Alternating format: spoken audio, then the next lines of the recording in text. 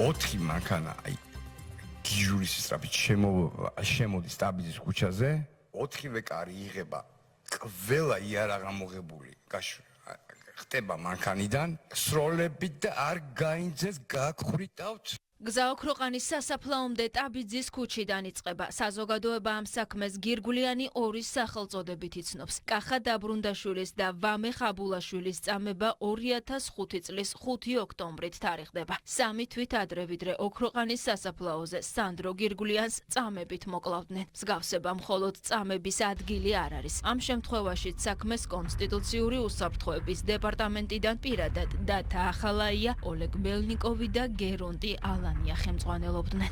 პირველივე ეცნერ ვამეხს. მე ვისაც ვყავარ ორს დაკავებული ეკითხებიან შეფ ამას ესო დავაეგეცო. შეფს რომ იმართავდი ვინ არის დღეს იცი? ალანია.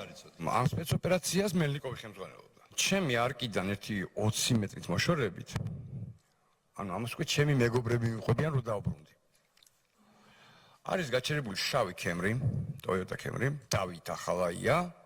არის გადმოსული კარები გამოღებულზე დაყრდნობილი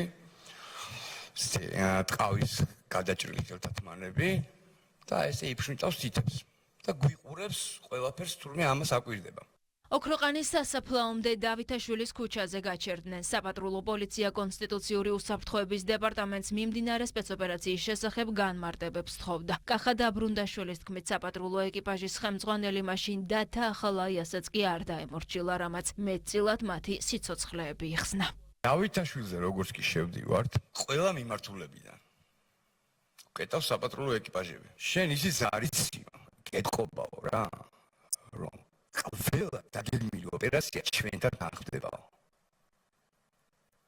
საპატრულოსთან. რომელ ოპერაციას ატარებთ? და ამ დროს ახალაია უძახის ამას, რომ მე შენი დედა ბორტის ნომერი მითხარი დროზეო. საპატრულოს, ანუ ხო უფროს. ეს კანახობს ბორტის ნომერს და ირეკება უკვე ამ პიროვნებასთან პასუხობს. რა თქმა უნდა გიცანით. ნუ იმუქრები კაცურათო რა. აი ბოლო ეგ იყო და გათიშა ტელეფონი. ეს პიროვნება უფროსი ავალებს მეორეს, ალბათ თავის თანაშემწეს. ყველას დოკუმენტი კაპოტზე და ამომიწერე ყველას ნომრები. და შეასრულა.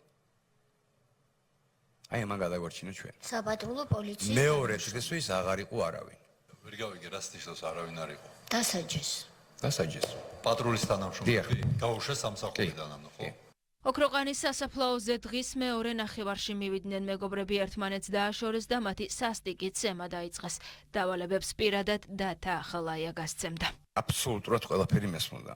ყველა დარტყმა, ყველა გინება თუ აი რაც იქნებოდა, რომ ვიწექი სახე ხომ მედოდა მიწაზე და სახის მხარეს შევცვალე. და ამაზე შემდგნენ მე. ვამეხი მუხლებზე გდია, თვალების ადგილზე, რომ აი ბრიტო რო გაუსვა ადამიანს, აი მარტო ის ხაზი რო იყოს. პირველი ჩემი რეაქცია რაც იყო, მაისური გავიხადე, მივედი და სისხლებს მინდავ რა და ნუ ეს ვეღარც ლაპარაკობს. აი ვეღარც ხედავს, ვეღარც ლაპარაკობს სისხლების პირიდან, ორი თვალი დაკარგა სხვათა შორის. ვამეხი დაჩოქილი, ორს უკავია ერთს თმებით და მეორე განუწყვეტლი ურტყავს და რომ მივარდი და მოწმენდა და რა შვებით მე კლავთ მე. აი ეს იყო და ორივესგან უკვე ჩემზე დაიწყეს, მე დამიწყეს სემა, ამის მოპირდაპირედ არის პატარა ბეგობი. ეს შემაღლება სადაც განან პატივცემული დავითი დათა ახალაია ხელმარჯვნივ გვერდს უშენებს მელნიკოვი და ხელმარცხნივ ალანია. ხო, ნუ თქვა რა მოსაკლაუს მოგვიყვანეთ აქ თქო? აბა შე რა გუნე ხა აქედან სახში ცოცხალი მიხვალო? ამ დროს დათა ახალაია პიჯაკს წევს, იღებს იარაღს, აი ეს მდგომარეობაში ტენის და იწყებს აი ეს თამაშს. ხან მე მომიშვერს, ხან ვამეხს და დანიცინის. ბიჭო მე თქვენი დედა ნუ არ ვასრულებ. რომელი პირველი? დაუყოვნებელი კითხვა საპირისპირო. ანუ ხოცავთ. ეს მართლა დებილია ეს თუ თავსი დებილებს. ეკითხება მელნიკოვს. პირველი მემესვრელიც მეთქი რა. რატო შენო? შენ მაგას, შენ ნაცლიამიროს ხარ. ნუ მაყურებინებ მე მოვთხარ ამის კვიზს და ჯერ მემესვრელ და მე მაგას აზრი მოვთხარ თქვენ სხვა არა აქვს. წევს ანალოგიურად პიჯაკს, იდებს იარაღს და აი ესე ჯესტს აკეთებს, აი ორი თითით ბრუნდებიან და იწყებენ გზა სხვას გზისკენ. წავიდნენ, მაგრამ ისევ მობრუნდნენ. სასტიკად ნაცემ ახალგაზრდებს პირადად მელნიკოვი დაემუქრა. არავით არის ავადმყოფა. გაფრთხილებას გვაძლევს. არავით არის პოლიცია. ანუ არავის სახლის იქით ნაბიჯი და ისჯებით, აი როგორ ამოგწყვიტავთ ოჯახებიანად. და მე რას მეუბნება? თან შენ იმენა ბოლოს გავიხვიტავ თავს, გაყურებინებ ყველა ოჯახის წევრს როგორ ამოგიწყვიტავ. და მე შენ დაგაკლავზეთ. მოგვიანებით გაირკვა, რომ მხოლოდ მათ არ დამუქრებიან. გააფრთხილეს საავადმყოფოებიც. რესპუბლიკურმა საავადმყოფომ ნაწამები ახალგაზრდა არ მიიღო. და მივდივარ წერეთელზე ვამეხი რომ ნახო. არკიდან ჩემი გასვლა და მარჯვენა მხრიდან ვიღაცა პადროს მიყრის. მე შენი ახვარი დედა და ოჯახი და ესე და ისე მე შენ რა გაგაფრთხილე ბიჭო. და რო ავხედე მელნიკოვი. რა ხდება რაზე მაყენებ შო რა ხდება მე ვთქვა. რესპუბლიკური საავადმყოფოში არ იყავითო? საავადმყოფოები აბსოლუტურად ყველა გაფრთხილებული. მიმღებიდანვე გამოაბრუნეს. არ მიიღეს საავადმყოფოში. რომელ საავადმყოფოს რესპუბლიკური. რესპუბლიკოს მიმართა. კი. დედამ წაიყვანა შვილი და იქ გაფრთხილებული იყვნენ, რომ არ უნდა მიეღოთ. საკაცით შეიყვანეს და საკაცითვე კორიდორიდან გამოატანეს. იმაში ანუ პირველ დახმარებას არ აღმოუჩინეს. ატანენ უკან და თან ექიმამ მოაძახა. აზრი არ აქვს არც ერთ საავადმყოფოში შეერთა. ყველგან ეს სიტუაცია დახვდებათ. დათა ახალაია განსაკუთრებული სისასტიკით ვამე ხაბულაშვილს მოექცა. ირკვევა, რომ ახალაიას მასთან პირადი ინტერესი ჰქონდა და ეს ინტერესი აბულაშვილის მეგობარი ქალი იყო.